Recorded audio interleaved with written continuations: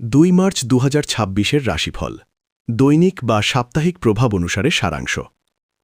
আজকের দিনটি বিশেষভাবে গুরুত্বপূর্ণ, কারণ শুক্র গ্রহ ২ মার্চ মীন রাশিতে প্রবেশ করছে, যা শুক্রের উচ্চ রাশি, যা অনেক রাশির জন্য প্রেম, অর্থ, সৌন্দর্য ও সুখের ক্ষেত্রে শুভ প্রভাব ফেলবে। মালব্য রাজযোগের মতো যোগও কিছু রাশিতে সক্রিয় হচ্ছে।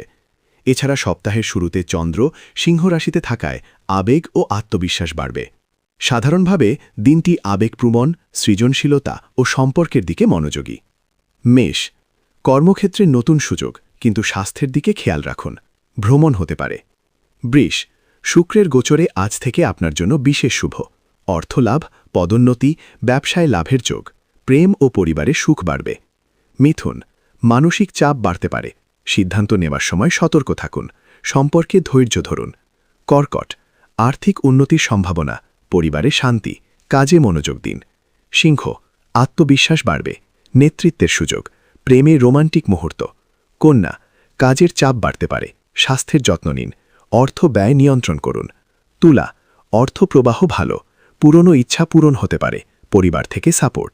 বৃশ্চিক, গোপন শত্রু বা চাপ থাকতে পারে, ধৈর্য ধরুন, আর্থিক সিদ্ধান্ত সাবধানে। ধনু, ভাগ্যের সহায়তা, নতুন পরিকল্পনা শুরু করার ভালো সময়। মকর, লটারি বা আকস্মিক লাভের যোগ, কিন্তু খরচও বাড়তে পারে, সাবধান।